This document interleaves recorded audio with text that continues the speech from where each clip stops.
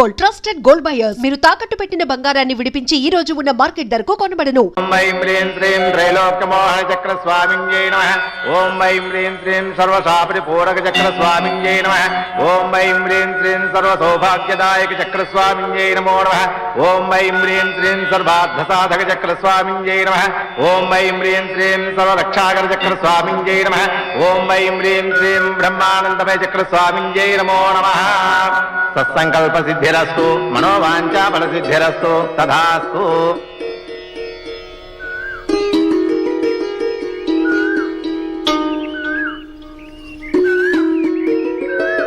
ఏవయ్యా, పూజారి మనల్ని బాగా దీవించాడు కదూ.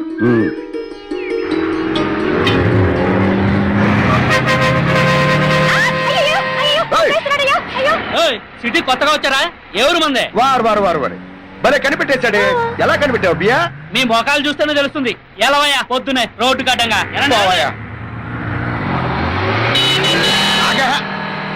ఓయ్ కనుకో, ఇంట్లోకి ఏదో సామాను కొంటున్నావు కదా, అదిగో కొట్టు. ఎడదా పదా.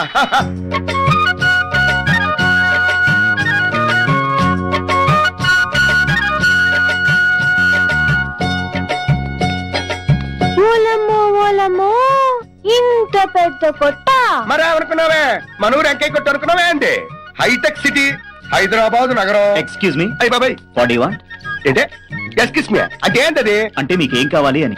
అదే మా కనకానికి వంట సామాను కావాలంట, అందుకే తీసుకొచ్చాను ఇక్కడికి. మేడం ఇటు వెళ్ళండి, మీకు కావాల్సినవి దొరుకుతాయి. ఓకే ఓకే, ఊరుకోవయ్యా. నీకు కావాల్సిన సామాను ఏడే ఉన్నాయి, తెలిపాయి. ఏందయ్యో పొలాల మేసి వంట సామాన్లు కొంటున్నట్టు మాట్లాడుతున్నావు? సబ్బు పిల్ల, సబ్బు పిట్టి, ఉల్లిపాయల కోసమే కత్తి కూడా ఎటకారం చేయకర్లా. ఊరికి అన్నలేవే నువ్వు గాని. దూది దీపారాధనకి వత్తులు చేసుకోవచ్చు. కూరగాయలు కోసుకునే కత్తి. రోడ్ నెంబర్ 12 కి డెలివరీ పంపించారా? పంపించాను సార్. సార్, వాయ్ ఆ తాడు ఇనుపు తీగ కంటే గట్టిగా ఉంటుందండి. సర్లే వాయ్.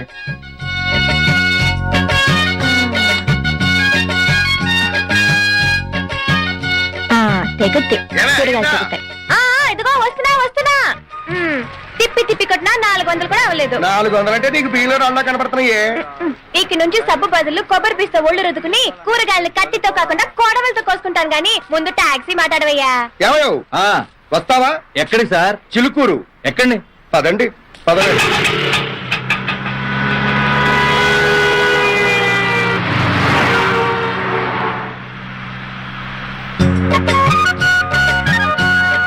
చాలేవయ్యా, తిప్పింది చాలు. బానే ఉన్నావు, మీసం ఊడిపోగలదు.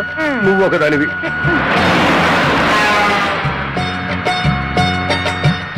అమ్మో, ఎంత పెద్ద మేడలు ఉన్నాయో.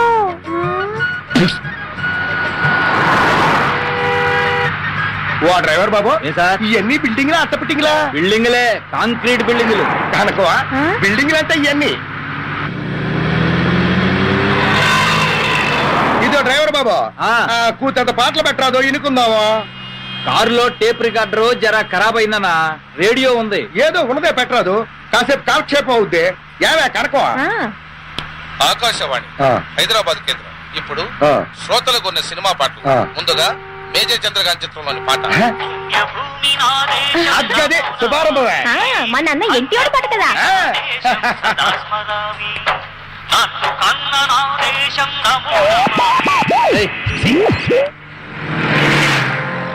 ఏం పోరే, ఏ ఊరు మందే? ముదినేపల్లి. ముద్దినేపల్లి? ఏంటి మన చుట్టాలు ఉన్నారా ఏంటి? ఆహా, ముద్దినేపల్లి చాలల్లో నా ముద్దు గుమ్మ. ముందు రోడ్డు చూసిపోనివయ్యా. అలాగే. ఇదిగో డ్రైవర్ అబ్బాయి, ప్రసాదం తీసుకో.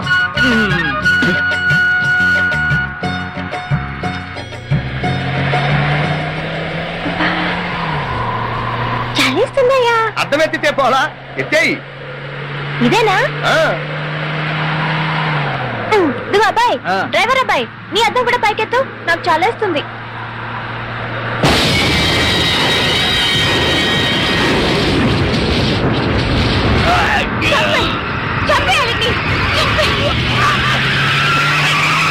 వదలకు,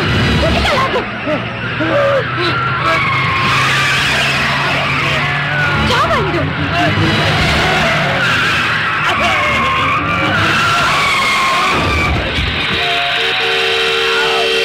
ఇప్పుడు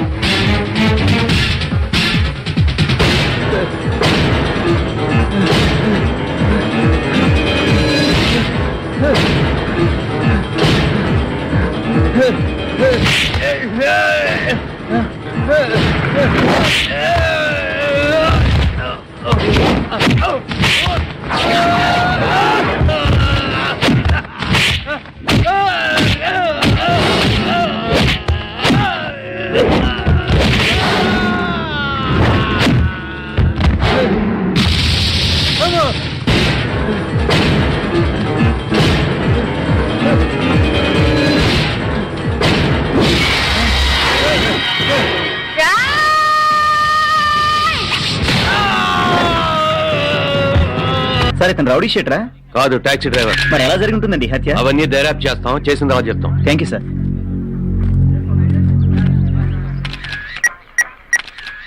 లాయరు, మన యాదగిరి మర్రిపోయాడు రా. అవునరా, నువ్వు వెంటనే బయలుదేరి కోటేశ్వర గారింటికి వచ్చేసాయి.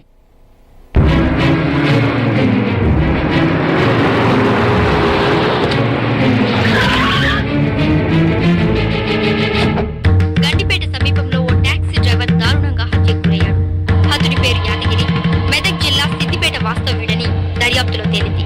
మృతదేహాన్ని గాంధీ మెడికల్ హాస్పిటల్ కి తరలించగా అక్కడి నుంచి మా రిపోర్టర్ అందించిన వివరాలు ఇలా ఉన్నాయి.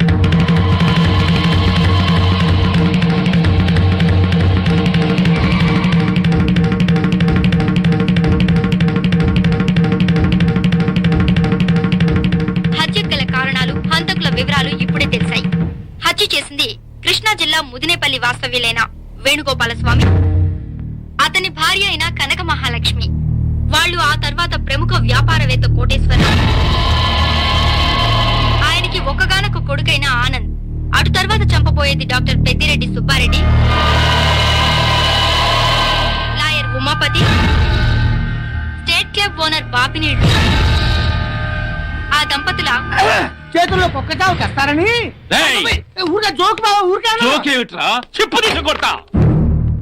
మనం తొందరగా ఏదో ఒక డెసిషన్ తీసుకోకపోతే మీ బావమరి చెప్పిందే ఖాయం అవుతుంది.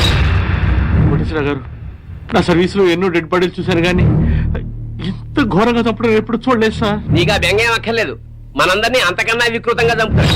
ఇంకా ఆలోచిస్తారేంటి కోటేశ్వరరావు గారు? మన వాళ్ళని పంపి వాళ్ళిద్దరిని ఎత్తుకురమ్మను. అలా చేస్తే ఎవడో డ్రైవర్ గాడు మర్డర్ అయిపోతే వీడెందుకు రియాక్ట్ అవుతున్నాడు, అసలు వీడికి ఆ డ్రైవర్ కి సంబంధం ఏమిటి అన్న లెక్క వస్తుంది. వాడిని ఫేస్ టు ఫేస్ ఎలా ఫేస్ చేయాలని ఆలోచిస్తున్నాను. మీరంతా ఆలోచించినా ఆ స్వామి మిమ్మల్ని అందరినీ చించి ఆరేడు ఖాయం బావా. కురిసే వాళ్ళన్నీ వరదలవుతాయో లేదో నాకు తెలదు గాని ఆ ముదిరేపల్లి స్వామి మీ వంక చూసి తుమ్మినా చాలు తుఫాన్ వచ్చేద్దే. వాడు మా వంక చూసి తుమ్మకుండా ఏం చెయ్యాలో. కొన్ని రోజులు మా మధ్య ఉన్నందుకే మీ చెల్లెళ్ళ మీద ఎంతో ప్రేమ పెంచుకున్నాం. అలాంటి బంగారం లాంటి పిల్లల్ని ఎంత దారుణంగా చంపేశారా దుర్మార్గులు.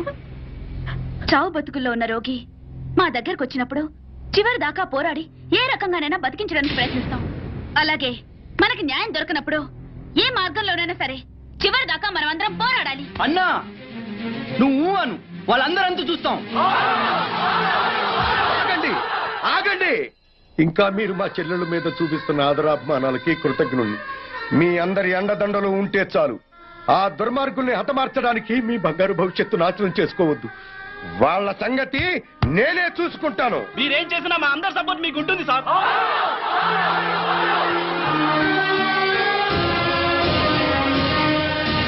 ఆనంద్, ఆనంద్, మీరు రమ్మని చెప్పేదాకా వైజాగ్ నుండి రావద్దు. అలాగే అంటే. ఒరే బాబు జాగ్రత్త. నువ్వు లేటు బావా. బాబు జాగ్రత్త ఇప్పుడు చెప్పడం కాదు, బాబు జాగ్రత్త అమ్మాయి జోలికి వెళ్ళొద్దు అని ఆనాడే చెప్పుంటే మన అబ్బాయికి గతి పట్టే. జాగ్రత్తగా వెళ్ళిరా.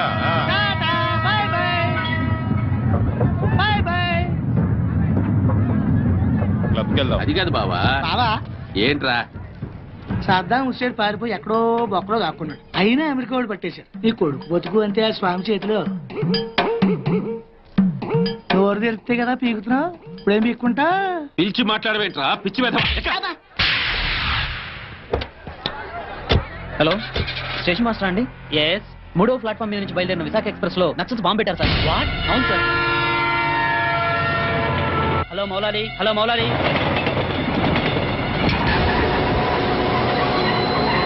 ట్రైన్లో బాంబు పెట్టారంటే అందరూ పారిపోండి.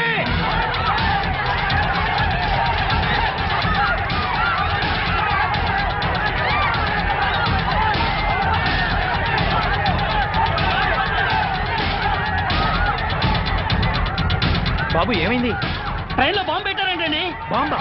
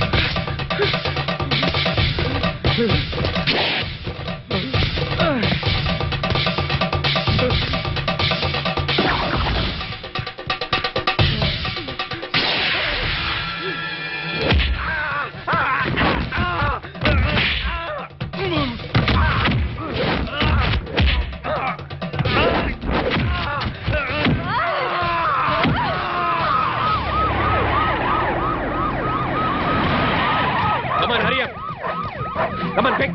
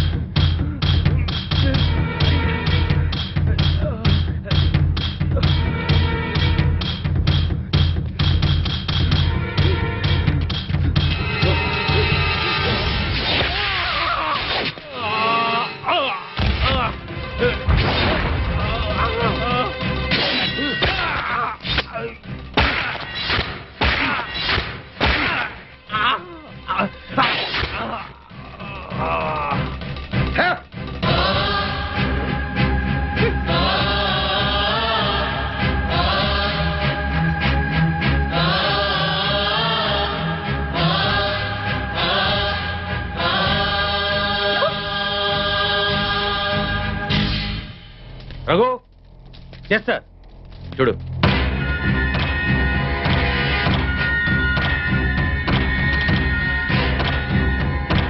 సార్ ఆనంద్ చచ్చిపోయాడు సార్. ఏమిటి సార్ అలా చూస్తున్నారు? మర్డర్ అయిపోయాడు సార్, మర్డరు. Arrest them. ఈ హత్య చేసింది మీరేనా? మాకంత అయోమయంగా ఉంది సార్. ఇక్కడ ఎవరేం మాట్లాడుతున్నారో మాకు అర్థం కావట్లేదు. మా అంతటా మేము పోలీస్ స్టేషన్ కి వెళ్లి చూసింది చూసినట్టు సాక్ష్యం చెప్పడానికి కోర్టుకు వస్తే సాక్ష్యమా? దేని గురించి సార్? ఆనంద్ హత్య గురించి సార్. నా చెల్లెళ్ళు సీతా గీత. ఆ సీతాగీత ఉన్నారో పారిపోయారో లేచిపోయారో వాళ్ళని పట్టుకుని. ఆగండి సార్. ఆనంద్ని మా చెల్లెళ్ళు చంపటం మా కళ్ళారా మేమిద్దరం చూసాం సార్. ఆ సాక్ష్యం చెబుదామని మేమిద్దరం ఇక్కడికి వస్తే ఇదేమిటి సార్, అతి క్రూరంగా అతి దారుణంగా మేమే చంపామంటున్నారు. మీరే న్యాయం చెప్పండి సారు. అబద్ధం సార్. సీతాగీతలు చంపడం ఏమిటి? వాళ్ళు చంపే ఛాన్సే లేదు. ఎందుకు లేదు అంటే మా చెల్లెళ్ళు సీతా గీత బ్రతికి లేరా? బతుకున్నారో బదాన పడ్డారో నాకేం తెలుసు. తెలియకపోతే నోరు మూసుకోండి. Objection sir. ఒక సిన్సియర్ లాయర్ని పెట్టుకుని కోర్టులో నోరు మూసుకోమన్న నేరం. మిస్టర్, అయ్యా మీరు గౌరవంగా మాట్లాడండి. హాయ్, మేం పల్లెటూరులో అండి. కోర్టులో ఎలా మాట్లాడాలో తెలియక కాస్త నోరు జారామండి. It's all right. అయ్యా లాయర్ గారు, ఇది కోర్టు కాబట్టి బ్రతికిపోయావు. ఇదే బయట అయితే నరికి పారేసేవాడిని. అయ్యా జడ్జి గారు, లాయర్ గారికి సారీ చెప్పానండి. చెప్పాడు సార్. Okay okay. మీరు చూసినంత చెప్పండి. మా చెల్లెళ్ళు ఇద్దరు రైల్వే స్టేషన్ లో రైలు ఎక్కడం చూసామండి. ఆదరాబాదరాగా మేమిద్దరం వెళ్లి రైలు ఎక్కామండి. ఊరు బయటికి వెళ్ళిన తర్వాత రైలు ఆపి ఆ అబ్బాయిని అతి దారుణంగా చంపారండి. చంపేసి పారిపోతుంటే జరిగిందేదో జరిగిపోయింది, తిరిగి రమ్మని చెప్పావు సార్. మేం రావు, చంపాల్సిన వాళ్ళందరి చంపేసి గాని మీ దగ్గరికి రావని చెప్పి వెళ్ళిపోయారండి. ఎక్కడికి వెళుతున్నారమ్మా అని మా ఆవిడ అడిగితే మా అన్న దగ్గరికి అని చెప్పారండి. అన్నా అన్న ఈ మాట విన్నారు కదా. Note this point sir. Lawyer గారు, అన్నంటే ఈ అన్న కాదండి. మరి ఏ అన్న సార్? అడవిలో అన్న. ఆ అన్న దగ్గరే ఉంటాం. అక్కడికైతే ఎవరూ రారు. ఆ అన్నే మాకు అండ, ఆ అన్నే మాకు కొండ అని అన్నారండి. ఎవరు బాబు ఆ కొండ? అదేనండి, మీలా పొడుగ్గా నల్లగా పరమ నీచంగా ఉంటాడండి.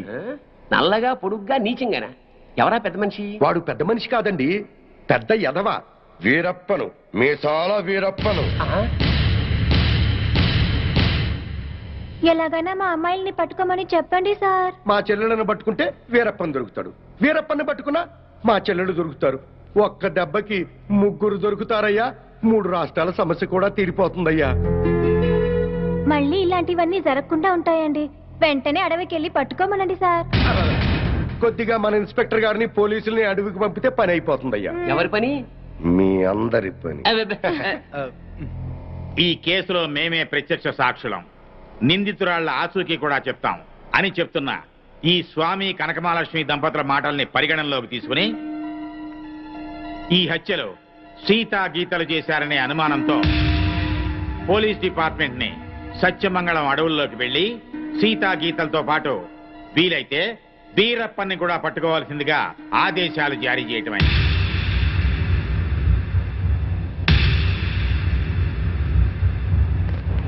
ఇన్స్పెక్టర్ గారు ఏంటయ్యా? కాస్త మంచి రోజు చూసుకుని చెప్తారా అండి? దేనికి? అదే అన్నయ్య గారు, వీరప్పనున్నాడే అతను ఉండే అడవిలోకి బయలుదేరడానికి వస్తామండి. వెళ్ళొస్తామండి. ఇన్స్పెక్టర్ గారు, డౌట్ లేదు, వీళ్ళిద్దరూ మనకి టెండర్ పెట్టారు. ఈ రప్పన గాడికి మనం దొరికిపోయినట్టే. షడప్. బస్సు దిగొచ్చారు కదా అనుకున్నాను. నల్లకోటనే దడదడలాడిస్తున్నారు. ఇంకా లేట్ చేస్తే మిమ్మల్ని కూడా మందులో చిప్స్ లాగా తినేస్తాడు. నెక్స్ట్ గ్యారంటీగా తప్పేది నన్నే.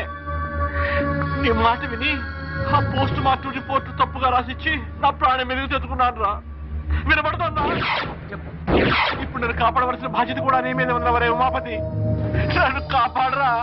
సరేరా, ఇప్పటిదాకా ఈ కేసులో నా మాటే ఉన్నావు కాబట్టి ఇప్పుడు కూడా నా మాటే విని వెంటనే వెళ్ళి ప్రెస్ మీట్ పెట్టు. ప్రెస్ మీటా? ప్రెస్ మీట్ ఏమిట్రా?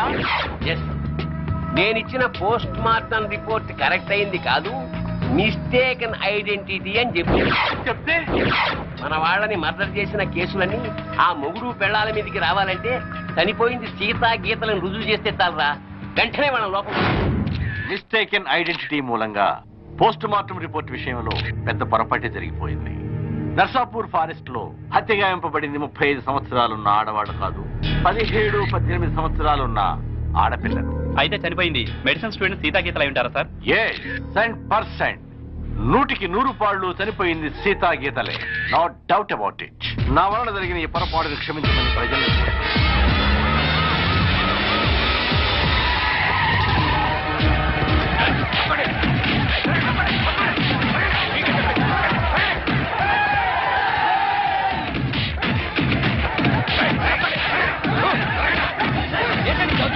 ఎక్కడా స్వామి? తెలీదు. చెప్పు.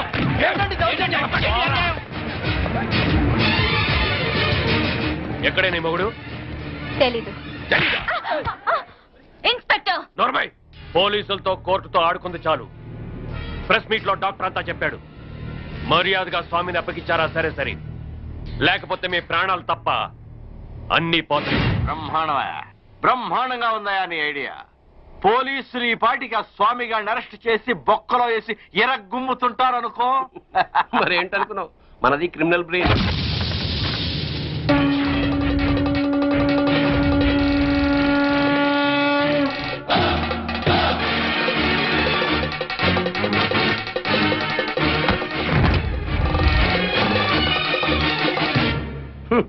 నీ క్రిమినల్ బ్రెయిన్ తోనే ఈ సుబ్బారెడ్డి ప్రెస్ మీట్ పెట్టాడు. వీడికి నీకు సంబంధం లేదు సార్. వాడు డాక్టర్, నేను లాయరు, వీడు జస్ట్ నా క్లయింట్. పైగా వాడి క్యాష్ వేరు, నా క్యాష్ వేరు. ఈ కేసులో నిన్ను లాయర్ గా పెట్టుకుంటాను. అప్పుడు నేను నీ క్లయింట్ నేగా. ఖచ్చితంగా నా క్లయింట్ అయిపోతారు సార్. అప్పుడు నన్ను కోర్టులో నిర్దోషిగా నిరూపించాల్సిన బాధ్యత నీదేగా. కాదని ఎవరు చెప్పారు సార్? అసలు మిమ్మల్ని హంతకులన్న వేధవులు ఎవరండి? మీకు ఆ హత్యలకి ఎటువంటి సంబంధం లేదు లేదు లేదు. ఇదే మాట రేపు కోర్టులో చెప్పడం ఏమిటి సార్? మిమ్మల్ని నిర్దోషిగా నిరూపిస్తాను. మాట నిలబెట్టుకో. దిగారు మెట్ల కింద వాడిని నువ్వు బయటికి తీసుకురావడం ఏమిటిరా? వాడా? నా క్లయింట్ బట్టి వాడు వీడు అంటావురా? అసలు ఎవరనుకున్నారా? ఎవరనుకున్నా? సామంటే సాక్షాత్ శంకరాచార్య, ఈయనే మహాత్మా గాంధీ, ఈయనే గౌతమ బుద్ధుడు, ఈయనే స్వామి వివేకానంద. ఆయన శ్రీమతి ఎవరనుకుంటున్నావు? ఎవర్రా? మానవతామూర్తి, మానవతామూర్తి, మానవతామూర్తి, మానవతామూర్తి, మానవతామూర్తి, మానవతామూర్తి. మానవతామూర్తి? అవును సార్. ఈ హత్యలకి నా క్లయింట్లు వేణుగోపాల స్వామి, కనక మహాలక్ష్ములకి ఎటువంటి సంబంధము లేదు. నా క్లయింట్లు నిర్దోషులు సార్. పోలీసులు వీళ్ల మీద తప్పుడు కేసులు బనాయించి అనవసరంగా కోర్టుకి ఇచ్చారు. బియ్యంలో రాళ్లు కలిపితేనే నేరం అనుకునే ఈ దంపతులు అసలు మనుషుల ప్రాణాలని ఎలా తీయగలరు సార్? ఇంతకు ముందు కేసుల్లో ఈ దంపతులకు నువ్వు వ్యతిరేకంగా వాదించావు కదయ్యా. పైగా ఆనంద్, కోటేశ్వరరావు, బాపినేని గారు నిర్దోషులు అన్నావు. అప్పుడు ఆ కేసులో వాళ్ళది న్యాయం అనిపించింది సార్. ఇప్పుడు ఈ కేసులో వీళ్ళది న్యాయం అనిపిస్తోంది. న్యాయం ఎటుంటే నేను అటే ఉంటాను కదా సార్. తప్పులేదు. Proceed. Thank you sir. Driver Yadagiri, Anand, Koteswararao, Bapineedu హత్యలకి నా క్లయింట్స్ కి ఎటువంటి సంబంధం లేదు సార్. కావాలనే ఈ పోలీసులు నా క్లయింట్ల మీద లేనిపోని ఆరోపణలతో కోర్టుని తప్పుదారి పట్టిస్తున్నారు సార్. సంబంధం లేదని అంత గట్టిగా ఎలా చెప్తున్నారు? సాక్ష్యం ఉండాలి కదా. సాక్ష్యం లేకుండా ఎలాగ సార్? అసలు కోర్టు వారికి కావాల్సిందే అది కదా. నమస్కారం సార్. ఇంతకు ముందు సీతాగీతల హత్య కేసులో పోస్ట్ మార్టం రిపోర్ట్ ఇచ్చిన డాక్టర్ నేనే సార్. ఆయన ఆ డెడ్ బాడీ సీతాగీతలవి కావని 35 ఏళ్ల వయసున్న వేరే ఆడవాళ్ళమని ఇదే కోర్టులో రిపోర్ట్ సబ్మిట్ చేశాను సార్. ఆ డెడ్ బాడీ సీతాగీతలవి కావని చెప్పడానికే వచ్చాను సార్. ఏమిటయ్యా, నీ వల్లే కదా ఈ కేసు మళ్ళీ మొదటికొచ్చింది. చనిపోయింది 35 ఏళ్ల వయసున్న వాళ్ళు కాదు, 18 ఏళ్ల వయసున్న వాళ్ళు అని నిన్న ప్రెస్కి నువ్వే కదా చెప్పావు. చెప్పాను సార్. అలా చెప్పాల్సి వచ్చింది సార్. ఈ పోలీసులు నన్ను కొట్టి చిత్రహింసలు పెట్టి ఆ రకంగా చెప్పించారు సార్. కావాలంటే చూడండి సార్.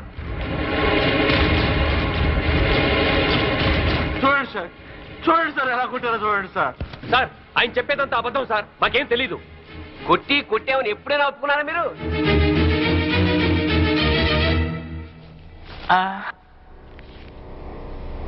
మిమ్మల్ని కొట్టి మీ చేత అబద్ధం చెప్పించాల్సిన అవసరం పోలీసులకే ఉందండి. చాలా ఉంది సార్. మీరేమో నేరస్తులైన సీతాగీతల్ని పట్టుకోమని పోలీసుల మీద ఒత్తిడి చేస్తున్నారు. వాళ్లేమో అడవిలో వీరప్పని దగ్గర ఉన్నారు. ఈ పోలీసులకు అడవిలో ఉన్న వీరప్పని దగ్గరికి వెళ్ళడానికి ధైర్యం చాలక, ఇటు మీకు ఏం చెప్పలేక మధ్యలో నన్ను నానా చిత్రహింసలు పెట్టి ఆ చనిపోయిన వాళ్లే సీతాగీతలని నా చేత తప్పుడు రిపోర్ట్ చెప్పించారు సార్. I'm sorry sir. క్షమించండి సార్.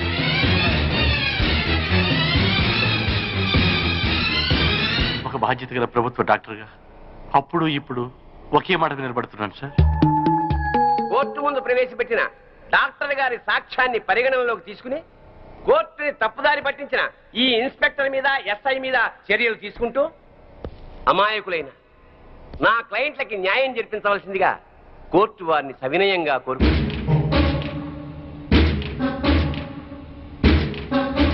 ప్రభుత్వ డాక్టర్ వాంగ్మూలాన్ని, పోస్ట్ మార్టం రిపోర్ట్ ని ఈ కేసులో సాక్ష్యాలుగా పరిగణించి చనిపోయిన వాళ్ళు సీతా గీతలు కాదు అని కోర్టు నిర్ధారించడం అయింది.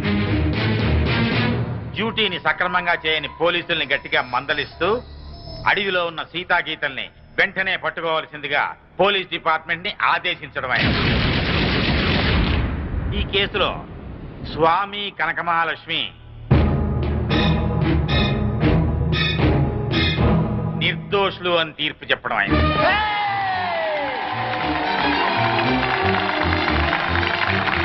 ఆగండి ఆగండి ఆగండి.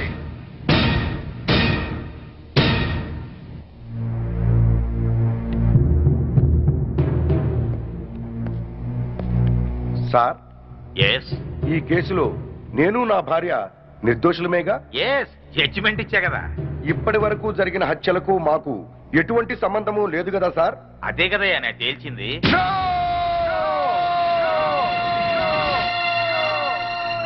ఆ భగవంతుని సాక్షిగా, ఈ న్యాయస్థానం సాక్షిగా అసలు నిజం చెప్తున్నాను సార్.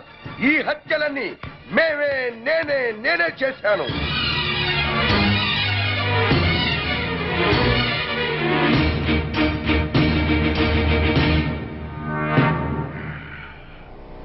క్షమించండి సార్. నేను నా భార్య కలిసి అందరినీ చంపాం. మేము హంతకులం సార్. అయినా సరే లాయర్ గారి చాతుర్యంతో, డాక్టర్ గారి సహకారంతో మేము నిర్దోషులుగా బయటికి వెడుతున్నాం సార్. సామాన్యులమైన మాలాంటి వాళ్లే కోర్టుని మోసం చేసి వెళ్లిపోతుంటే ఇక డబ్బున్న వాళ్ళు, గూండాలు, రాజకీయ నాయకులు కోర్టుల కొత్త వారిళ్లకు వచ్చినట్టు వచ్చి నిర్దోషులుగా వెళ్లిపోతున్నారు సార్. ఇది న్యాయమేనా సార్? బజార్లో సిగరెట్లు కొనుక్కున్నట్టు, కిళ్ళీలు కొనుక్కున్నట్టు సాక్షుల్ని కొనుక్కుని మీ ముందు పెడుతుంటే వాటిని బట్టి తీర్పు చెప్పటం ఎంతటి అన్యాయం సార్. ఈ న్యాయస్థానంలో తప్పు చేసిన వాడికి శిక్ష పడుతుందనే భయమే ఉంటే ఆ దుర్మార్గులు నా చెల్లెల్ని ఇంత కిరాతకంగా చంపేవాడు కాదు సార్. నేను చేస్తున్న ఈ న్యాయ పోరాటం నా చెల్లెళ్ళ గురించి కాదు సార్. ఈ భారతదేశంలో ఎందరో అక్క చెల్లెళ్ళు అన్యాయాలకు, అక్రమాలకు బలైపోతున్నారు సార్. అలా జరగకుండా ఉండాలంటే ఈ న్యాయ వ్యవస్థను ప్రక్షాళన చెయ్యాలి సార్. ప్రక్షాళన చెయ్యాలి. సాక్ష్యాలను బట్టి కాదు సార్, నిజాలను బట్టి తీర్పు చెప్పండి. ఆ దేవుడే దిగి వచ్చి మర్డర్ చేశాడని నిరూపించగలరండి కొందరు లాయర్లు. తాము వాదించేది తప్పని తెలిసి కూడా న్యాయస్థానాన్ని తప్పుదారి పట్టిస్తున్న ఆ న్యాయవాదులకు వేయండి సార్ శిక్ష. భారతదేశంలో ఏ రాజకీయ నాయకుడు ఈ కోర్టుకొచ్చి దోషిగా బయటికి వెళ్ళట్లేదు సార్. కింది కోర్టులో శిక్ష పడ్డా పై కోర్టుకు వెళుతున్నాడు, పెద్ద లాయర్ని పెట్టుకుంటున్నాడు, నిర్దోషిగా బయటికి వెళ్ళిపోతున్నాడు సార్. అంటే మన దేశంలో రాజకీయ నాయకులంతా ఉత్తములేనా? ఒక్కడు కూడా తప్పు చేయలేదా? ఒక నోటు కట్ట పడేస్తే మన ప్రథమ పౌరుడైన రాష్ట్రపతిని అరెస్ట్ చేయమని ఆర్డర్ పాస్ చేసే న్యాయస్థానాలు ఇక్కడ ఉన్నాయి సార్.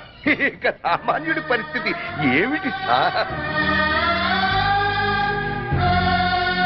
ఈ న్యాయాలు, ఈ చట్టాలు ఇలాగే ఉంటే ఆడబడుచులు నిండుగా ముసుగేసుకుని ఇంట్లో తాళం వేసి కూర్చున్న మానభంగం చేసి వెళ్ళిపోతారు సార్ ఈ దుర్మార్గులు. అదే చట్టం, న్యాయం బలంగా ఉంటే ఒక ఆడబడుచు ఒంటరిగా రోడ్డు మీద వెళుతున్నా కన్నెత్తి చూడటానికి భయపడతారు సార్.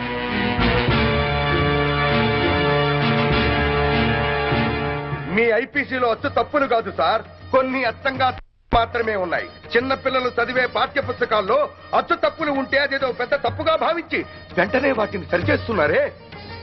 మరి మీ న్యాయశాస్త్రంలో తప్పుల్ని ఎందుకు సరిచెయ్యరు సార్? మేధావులు లేక న్యాయం జరుగుతుందోనన్న భయమా? నేను చేసింది నేరం, కానీ మీ న్యాయశాస్త్ర ప్రకారం నేను నిర్దోషిని. మార్చండి సార్. ఆ మార్పు నాతోనే మొదలు పెట్టండి. ఏ శిక్షకైనా సిద్ధంగా ఉన్నాను. సాక్ష్యంతో కాక నిజాన్ని బట్టి తీర్పు చెప్పండి సార్. న్యాయస్థానంలో న్యాయం జరుగుతుందని ప్రజలకి నమ్మకం కలిగించండి సార్. నమ్మకం కలిగించండి సార్. నమ్మకం కలిగించండి.